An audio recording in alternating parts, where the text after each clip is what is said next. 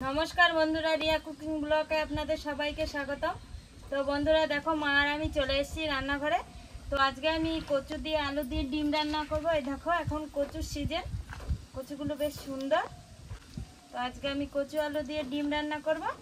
তো কিভাবে ডিম রান্না করি কচু আলু দিয়ে আপনারা সবাই দেখতে থাকুন। তা আমি এখন উনুনটা ধরিয়ে নিয়েছি, এবার কড়াইটা চাপিয়ে দেব। কড়াইটা চাপিয়ে দিয়েছি, এবার কড়াইতে জল দিয়ে দেব ডিমগুলো সেদ্ধ করার জন্য। ডিম সেদ্ধ করার জন্য কড়াইতে জল দিয়ে দিয়েছি, আর ডিমগুলো জলের মধ্যে সেদ্ধ দিয়ে দেব।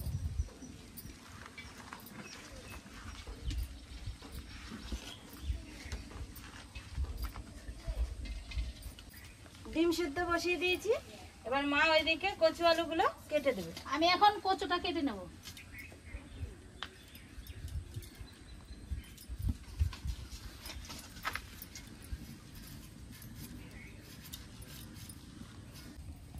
তো বন্ধুরা আমাদের বাড়িতে কিন্তু কচু খেতে সবাই পছন্দ করে। তো আজকে কিন্তু তোমাদের দাদা ভাই বাবা কেউ বাড়িতে নেই, তো নিয়ে মা আর আমি ভাবলাম তাহলে মা আজকে কচু দিয়ে ডিম রান্না করব চলো। তো এই কচুগুলো না খেতে খুব সুন্দর, দেখো ধনি কচু একবারে চকচকা সাদা। এই কচু দিয়ে ডিম রান্না করব, খেতে ভালো লাগবে। ভালোই লাগে না মা কচু দিয়ে ডিম রান্না করলে? হ্যাঁ, কচু দিয়ে ডিম দিয়ে রান্না করলে খুব ভালো লাগে। কচু এমনই একটা সবজি, মানে গরমকালে কচু খাওয়া ভালো। কিন্তু কচুগুলো কাটা হয়ে গেছে, এখন আলুগুলো কেটে নেব। ডিমটা দেখো প্রায় সেদ্ধ হয়ে গেছে, ডিমের গা ফেটে ফেটে এসছে। আর একটু সেদ্ধ করে নেব, নাহলে ডিমটা ভালো করে ছাড়বে না।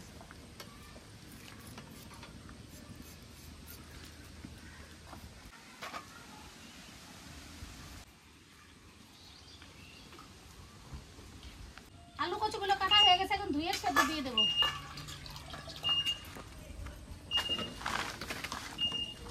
সেদ্ধ দিয়ে দিলাম। ডিমগুলো প্রায় সেদ্ধ হয়ে গেছে, মা এদিকে কচু আলুগুলো ধুয়ে ডিমের মধ্যে সেদ্ধ দিয়ে দিয়েছে। তো কচু আলুটা আমি বেশি সেদ্ধ করবো না, হালকা হালকা সেদ্ধ করে নেব। দেখো বন্ধুরা ডিম কচু আলু আমার সেদ্ধ করা হয়ে গেছে। এবার কচু আলু ডিমটা আমি নামিয়ে নেব।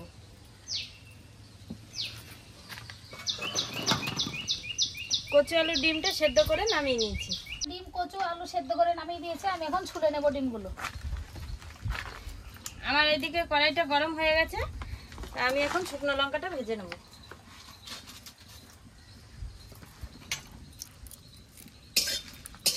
শুকনো লঙ্কাটা একটু তরকারিতে দেওয়ার আগে ভেজে নিলে একটু তরকারির সেন্টটা একটু ভালো হয়।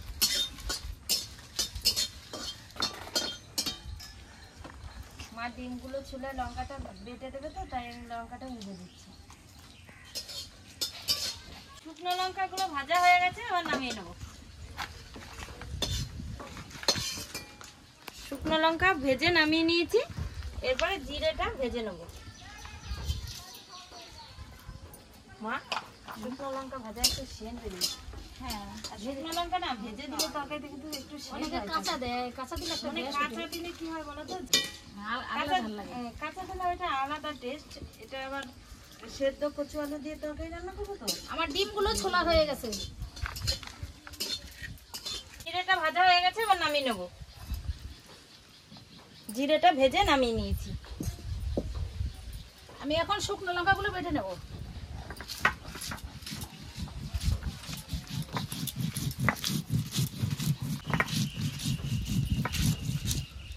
কড়াই গরম হয়ে গেছে, ডিমগুলো ভাজার জন্য কড়াইতে তেল দিয়ে দেব।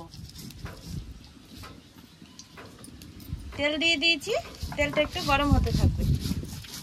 তেলটা গরম হয়ে গেছে, এবার ডিমগুলো ভেজে নেব।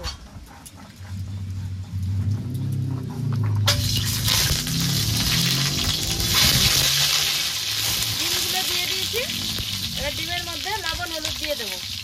লবণ দিয়ে দিয়েছি, এবার একটু হলুদ দিয়ে দেবো। এবার ভালো করে নেড়ে চেড়ে ডিমগুলোকে ভেজে নেব। ডিমগুলো লাল লাল করে ভেজে নিয়েছি, ডিমগুলো ভাজা হয়ে গেছে, এবার নামিয়ে নেব।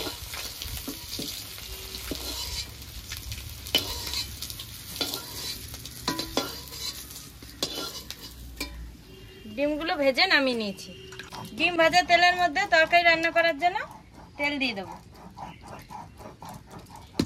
তেল দিয়ে দিয়েছি, তেলটা এবার গরম হতে থাকবে। তেলটা গরম হয়ে গেছে, এবার ফোড়নে দিয়ে দেবো একটা তেজপাতা, একটা শুকনো লঙ্কা আর কটা গোটা জিরে।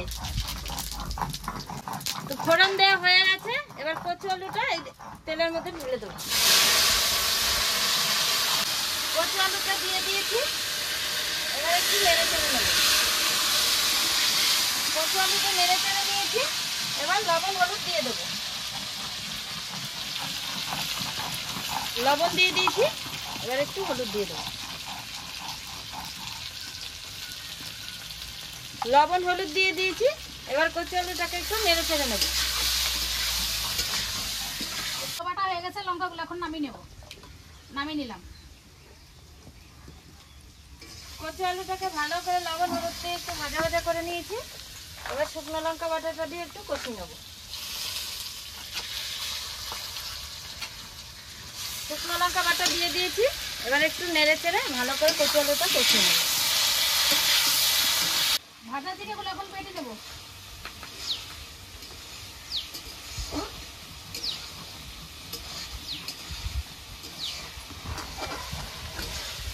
মা, শুকনো লঙ্কা দিয়ে রান্না করছি, দেখো তরকারিটা এখন ভালো হয়ে গেছে।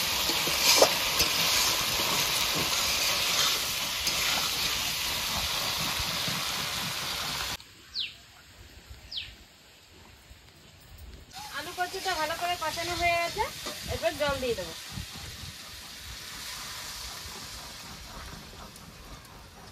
জল দিয়ে দিয়েছি, এবার তরকারিটা জাল হতে থাকবে। জিরেটা বাটা হয়ে গেছে, এখন নামিয়ে নেব। নামিয়ে নিলাম।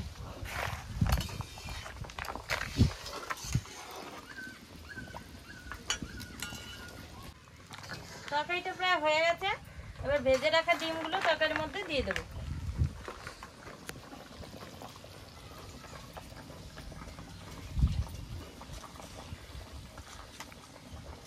ভাজা ডিমগুলো তরকারির মধ্যে দিয়ে দিয়েছি, একটু নেড়ে চেড়ে তরকারিটা আর কিছুক্ষণ জাল দিয়ে নেবো, তাহলে তরকারিটা হয়ে যাবে।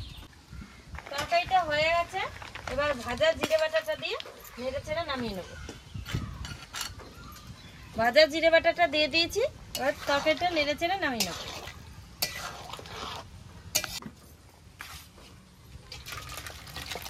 তরকারিটা নামিয়ে নিয়েছি। বন্ধুরা, আমার রান্না বান্না কমপ্লিট হয়ে গেছে। তো মা আর আমি ভাত নিয়ে বসে পড়েছি, এখন ভাতটা খেয়ে নেব।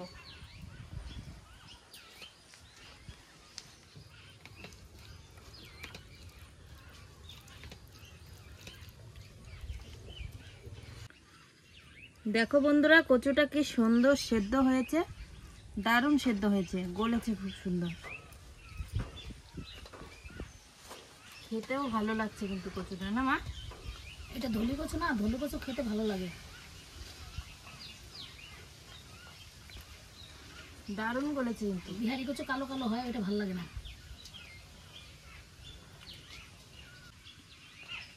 একদম মোমের মতন গলে গেছে। আলুর চেতে কিন্তু কচুটা বেশি ভালো লাগছে, না মা? কচু আলুর তরকারিটা না খুব ভালো লাগছে, ডিম দিয়ে রান্না করেছিস। হ্যাঁ মা, যে কোনো সবজি একটা সিজন আছে, বুঝলে তো? যখন যে সবজিটা ওঠে না, তখন খেতে ভালো লাগে। অন সিজনের চাইতে কিন্তু এখন ধরো কচুটা উঠেছে, কচুটা দারুণ গলেছে, এমনি খেতেও ভালো লাগছে। তারপরে কি একটা কথা, যখন সবজির দাম বেশি থাকে না যেই সবজির, তখন সেই সবজিটাই খেতে ভালো লাগে। হ্যাঁ।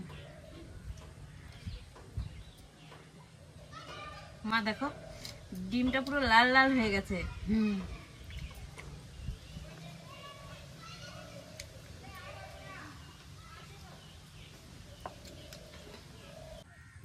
তো বন্ধুরা, আজকে আলু দিয়ে কচু দিয়ে ডিম রান্না করেছি। তো মা বলছে খুব ভালো লাগছে, আমার কাছেও কিন্তু ভালো লাগছে খেতে। তো বন্ধুরা, আপনারাও কিন্তু বাড়িতে একদিন এরকম করে আলু কচু দিয়ে ডিম রান্না করে খেয়ে দেখুন, ভালো লাগবে। তো বন্ধুরা, আজকের ভিডিওটি আপনাদের কেমন লাগলো? আজকের ভিডিওটি আপনাদের ভালো লেগে থাকলে লাইক কমেন্ট শেয়ার করে আমাদের পাশে থাকবেন। আজকের মতো ভিডিওটি এখানেই শেষ।